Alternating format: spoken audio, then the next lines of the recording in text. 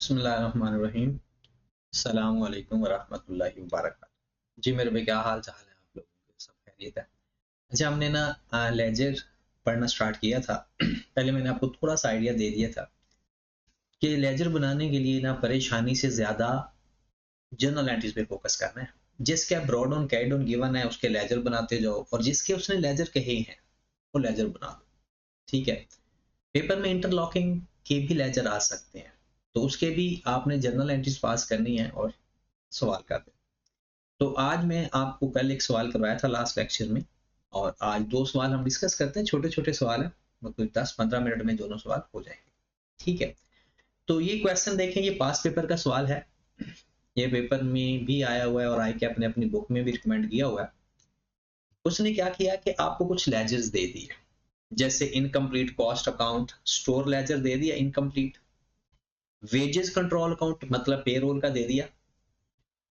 फिर उसके बाद उसने हमें प्रोडक्शन ओवरहेड कंट्रोल अकाउंट और वर्क इन प्रोसेस कंट्रोल, कहता है कि जो इनकम्प्लीट लेजर है इसको पूरा करो। तो चले जनाब, हम पूरा करते हैं। पहले तो ये लेजर बना लेना, जो इंफॉर्मेशन गिवन है पहले तो वो लिख। क्या क्या इंफॉर्मेशन गिवन है? एक हमें गिवन है मेरे भाई स्टोर की, स्टोर लेजर की।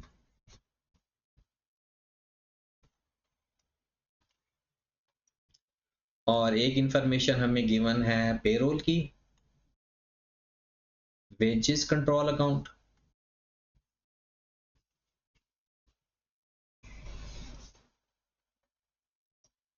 एक हमें इंफॉर्मेशन गिवन है वर्क फैक्ट्री ओवरहेड की। पेपर में जो नाम इस्तेमाल हुआ है ना वही इस्तेमाल करना, या मैं आपको सिर्फ समझाने के लिए कर रहा हूँ।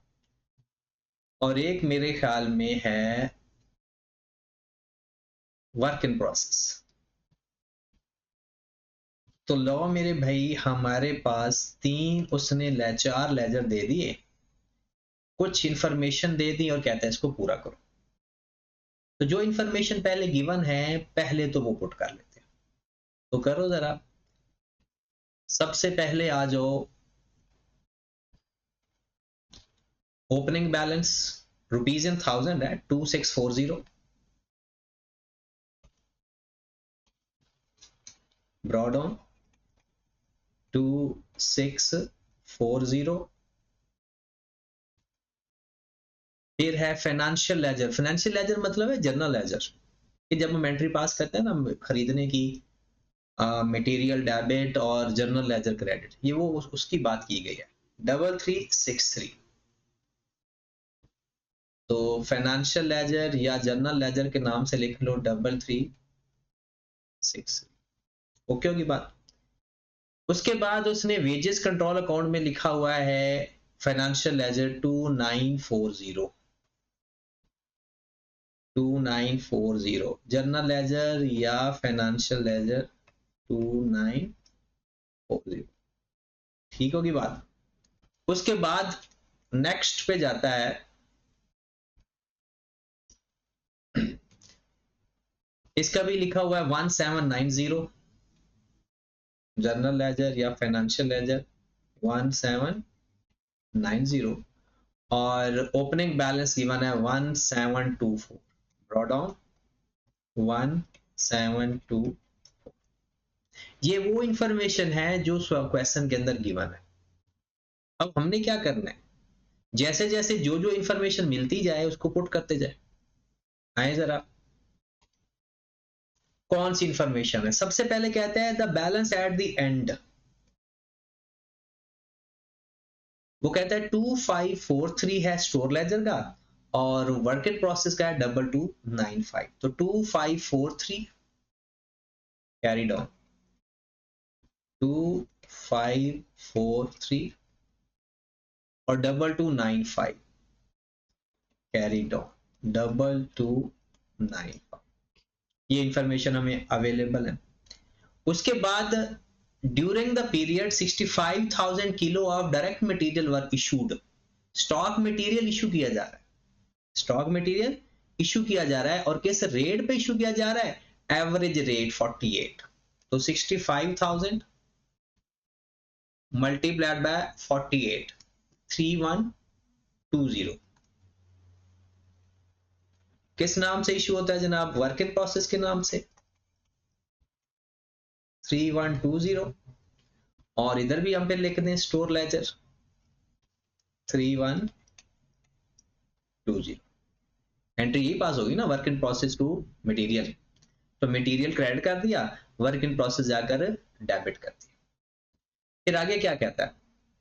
नेक्स्ट कहता है 2/3 of the production wages are classified as direct. कहता है जो आपने लेबर लिखी हुई है ना, उसका 2/3 डायरेक्ट है, मतलब वो चार्ज हो जाएगा वर्क इन प्रोसेस को, और बाकी चार्ज हो जाएगा फैक्ट्री ओवरहेड को। मतलब डायरेक्ट लेबर और indirect labour. Direct labour work in process को चार्ज होती है, और इनडायरेक्ट लेबर वो ओवरहेड को चार्ज होती है। तो करो जरा उसका 2/3,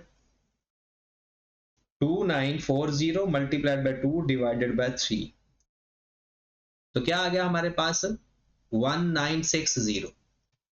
वर्क इन प्रोसेस 1960। जो जो पहले बताया हुआ है ना, हम पहले वो लिख लेते हैं, फिर बाद में मैं इसको क्लोज करूंगा। अब नेक्स्ट आगे चले। आगे लिखा हुआ है average gross veg direct worker was 20 per hour. कहता है अगर जो डायरेक्ट वर्कर को पे करते हो ना, वो 20 रुपए पे करते हो। और आगे वो कहता है the balance production overhead are absorbed at the predetermined rate 30 पर डायरेक्ट लेबर आवर। कहता जो अप्लाइड एफओएच है ना, वो इस अमाउंट के हैं 1960 डिवाइडेड बाय 20, हमारे पास आ जाएंगे नंबर ऑफ आवर्स, और नंबर ऑफ आवर्स को मल्टीप्लाई कर देंगे रेट से, तो हमारे पास आ जाएंगे अप्लाइड एफओएच। तो 1960 डिवाइडेड बाय 20 मल्टीप्लाइड बाय 30, 2940। तो अप्लाइड एफओएच की एंट्री क्या पास होती है? वर्क इन प्रोसेस के नाम से, work in process debit, applied FOH credit. तो 2940। लो मेरे भाई लेबर को भी लेकर आओ यहाँ पे वर्क इन प्रोसेस में 1960 से, और एफओएच को भी ले आओ 2940 से। ठीक होगी बात? नेक्स्ट आगे चलते हैं। वो कहता है goods are deliver immediately after completion as no finish good store in the main trade. कहता है कोई क्लोजिंग ओपनिंग स्टॉक नहीं है, तो जितना भी वो स्टोर हुआ वो हमने फिनिश गुड्स मेंटेन नहीं करना, हमने जैसे ही तैयार होना है भेज देना। इसका मतलब होता है जब ऐसी बात आए ना, तो हम एंट्री पास ये नहीं करेंगे finish goods debit work in process करें, फिर हम ये भी एंट्री पास कर सकते हैं cost of sale to work in process, ऐसी भी एंट्री पास हो सकती है। ठीक है जनाब, यहां पर एक और लाइन भी देखें, the balance of raw material issued from store represent indirect material. लो जी, इनडायरेक्ट मटेरियल को भी पहले इसको क्लोज कर लेते हैं।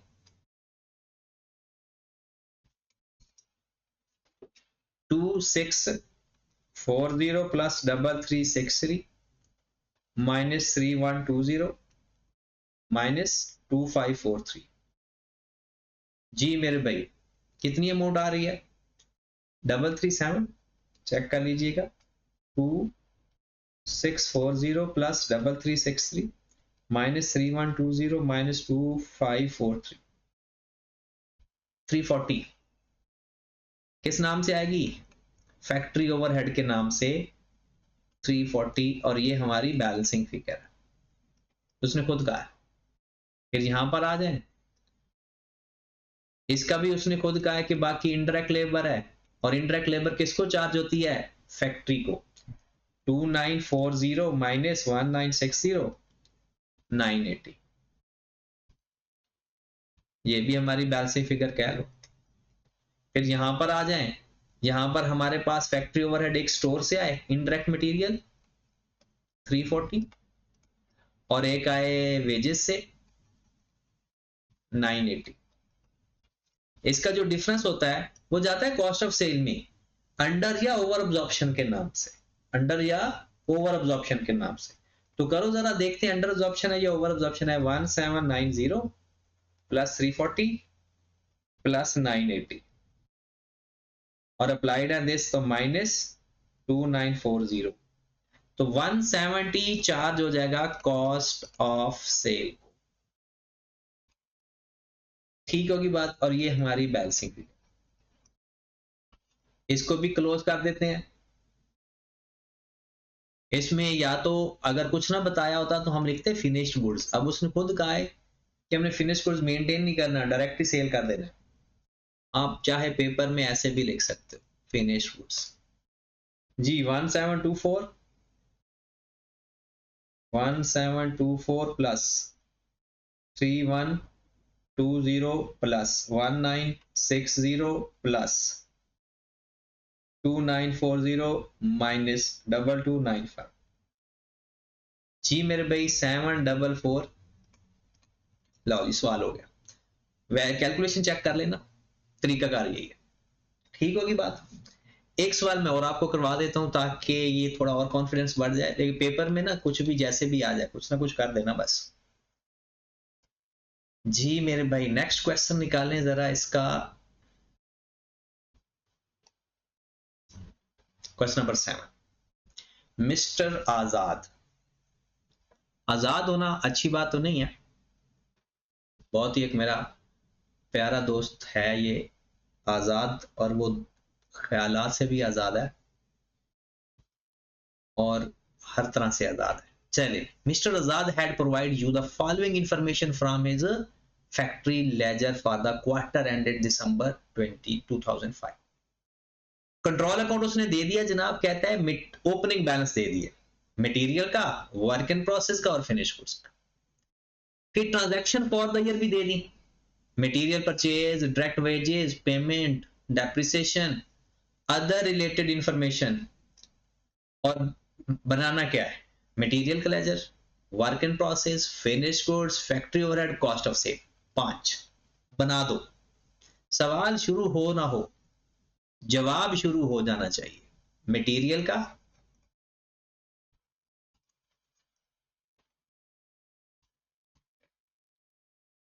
फिर उसने कहा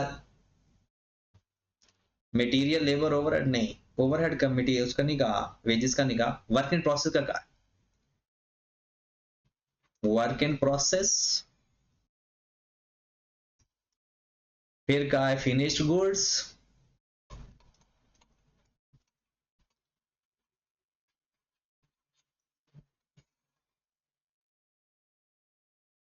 और फिर कहा है फैक्ट्री ओवरहेड और cost of sale. Factory overhead और कॉस्ट ऑफ सेल। ठीक होगी बात। और उसके बाद है cost of cell.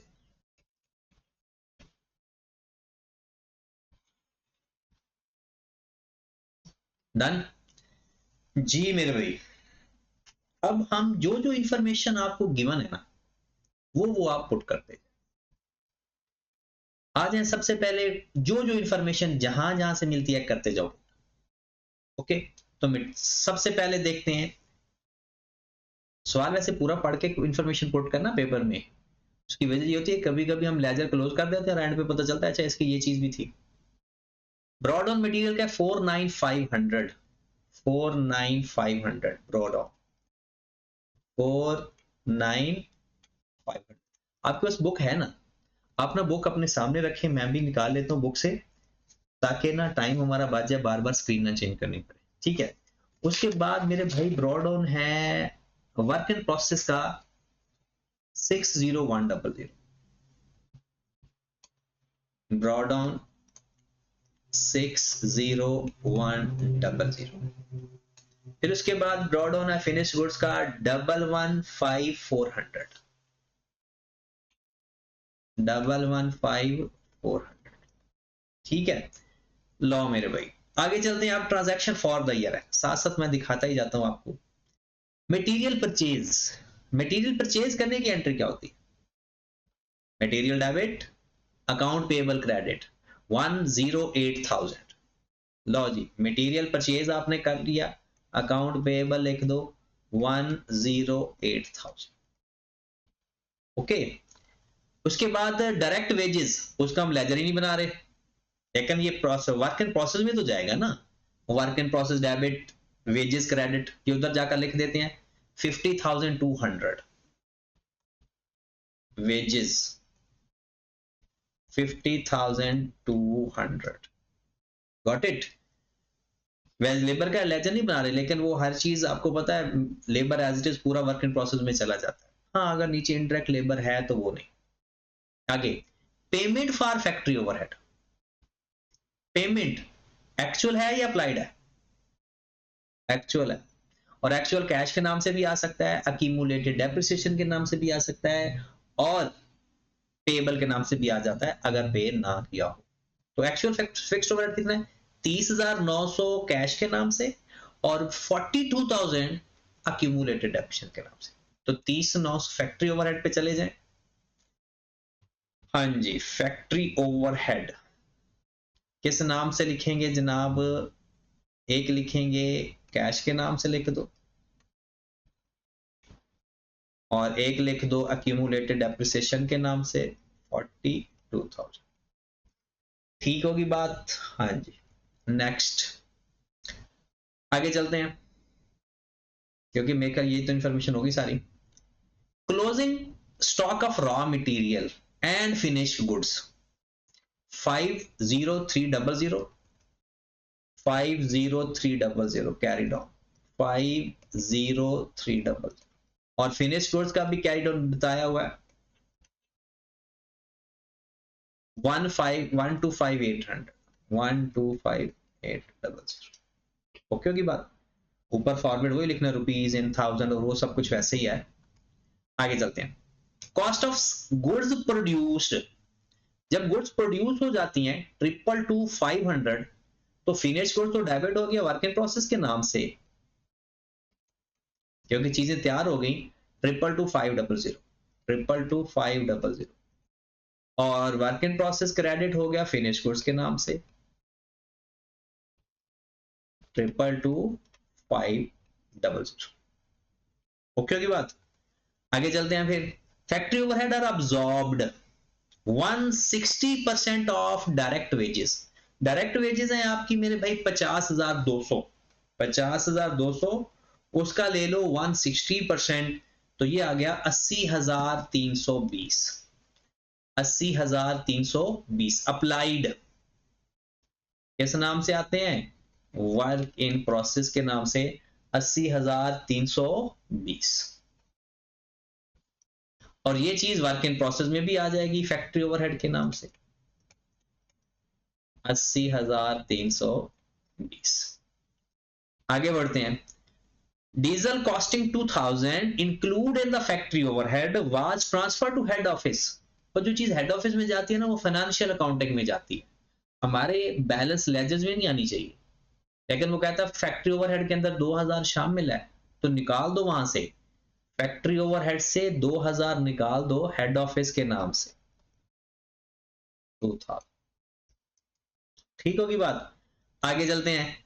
All bill of repair amounting 12,000 undertaken in the factory remaining unpaid, कहता 12,000 अनपेड है तो ये पेएबल हो गए।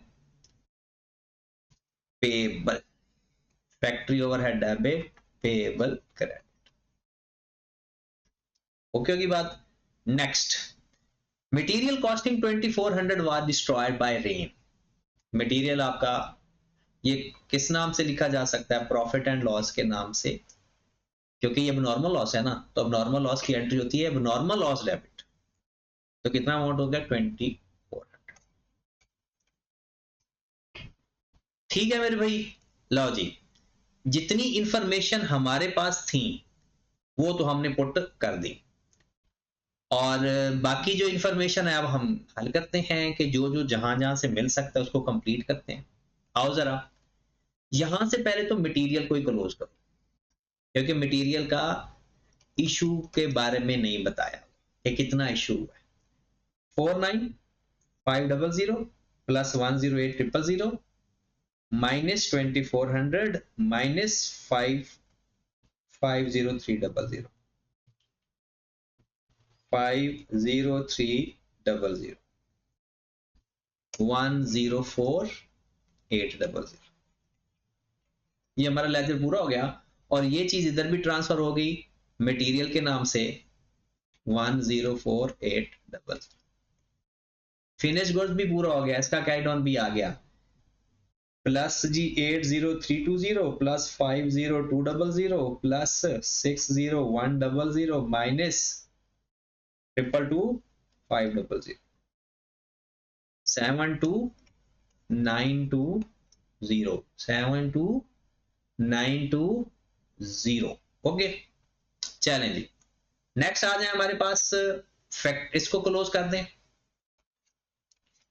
ये किधर चला जाएगा कॉस्ट ऑफ सेल में, तो 115400 plus 222 500 minus 125800। Cost of sale में कितना आ गया 212100। ओके होगी बात, आगे चलते हैं। हाँ जी, इसको क्लोज करो तो अंडर जो ओवर एब्जॉर्प्शन आएंगे, और वो भी किस नाम से आएंगे, कॉस्ट ऑफ सेल के नाम से। तो चेक कर लो जरा, 30900 प्लस 42000 प्लस 12000, कितनी वैल्यू आ गई, हाँ जी 30900 प्लस 42000 प्लस 12000। हाँ जी, और इस साइड पर कितना आ रहा है, कॉस्ट ऑफ सेल इसी साइड पर आएगी, माइनस कर दें, एक मिनट, 30,900 प्लस 42,000 प्लस 12,000 84, ये ज्यादा साइड आ, कॉस्ट ऑफ सेल इस साइड पर है, माइनस कर दें 80320 माइनस कर दें 2000 2580। लो मेरे भाई कॉस्ट ऑफ सेल आ गई। फिर कॉस्ट ऑफ सेल में क्या करेंगे, एक तो कॉस्ट ऑफ सेल डेबिट हो रही है ना फिनिश गुड्स के नाम से, कितनी अमाउंट है 212100, और दूसरी कॉस्ट ऑफ सेल है ओवरहेड के नाम से। ये भी एंट्री क्या पास हो रही है, बोला फैक्ट्री ओवरहेड क्रेडिट हो रहे हैं, कॉस्ट ऑफ सेल डेबिट हो रही है 2580, यहां पर भी जीरो है, तो इसका जो डिफरेंस है वो किस में चला जाएगा, प्रॉफिट एंड लॉस। तो प्लस कर दे जनाब 212 100 214 680। और अगर वो प्रॉफिट एंड लॉस का लेजर भी कह देता ना तो वो भी बन जाता, उससे नेट प्रॉफिट फाइंड हो जाता। लो मेरे भाई, ये आपके लेजर्स की ऑलमोस्ट प्रैक्टिस बेहतर हो गई है। अब आपने अगर कोई मसला आता है किसी लेजर में, कभी एंट्री पास करके लेजर ट्रेस कर लो, फिर भी कोई मसला आता है तो मैं हाजिर, जब मर्जी आप मुझे बता दें। ठीक है, अल्लाह हाफिज।